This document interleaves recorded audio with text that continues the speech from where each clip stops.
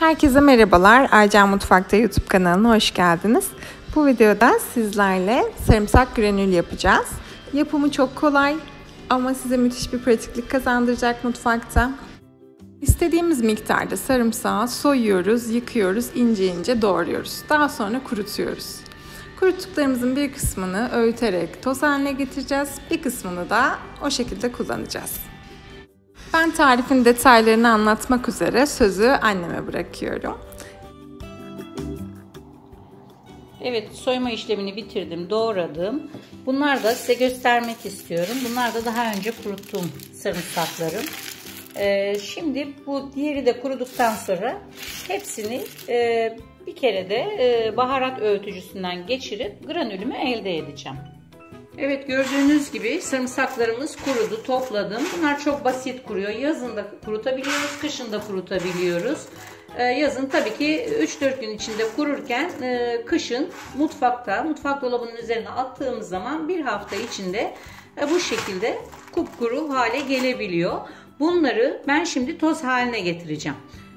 Bunları toz haline getirip de buzdolabına sakladığım zaman en aşağı bir sene çok rahatlıkla kullanabiliyorum ve elimin altında pratik bir şekilde hemen hızlı bir şekilde yoğurda veya yemeklere tuz atar gibi bunu atabiliyorum. Toz haline getirmeden de bir miktar kavanoza ayırıp bu şekilde kullanabiliyorsunuz. Atıyorum, bir sulu yemek yaptınız, patates yemeği veya işte türlü yaptınız. Onları bu şekilde de hiç öğütmeden sulu yemeklerimizin içine atabiliyoruz. Şimdi bunu hemen öğütüyorum.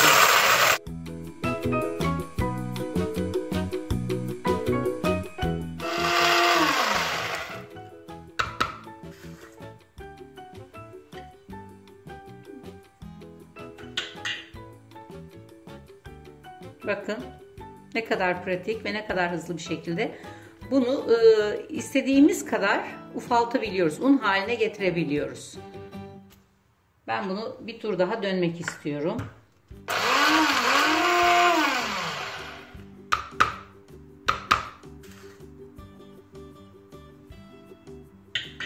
Mis gibi sarımsak kokuyor şu anda.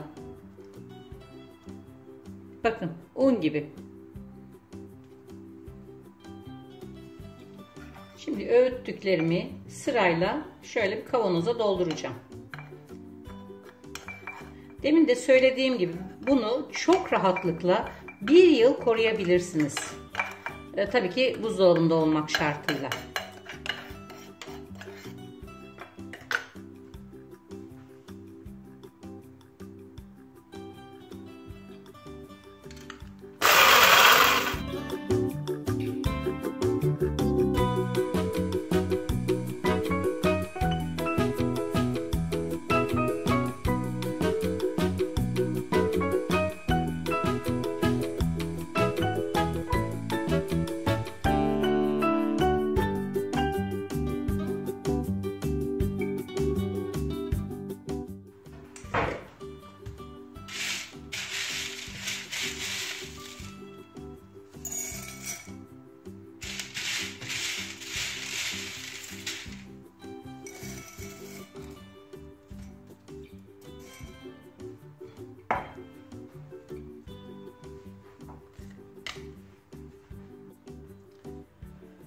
Evet, gördüğünüz gibi sarımsaklarımız çeşit çeşit hazır.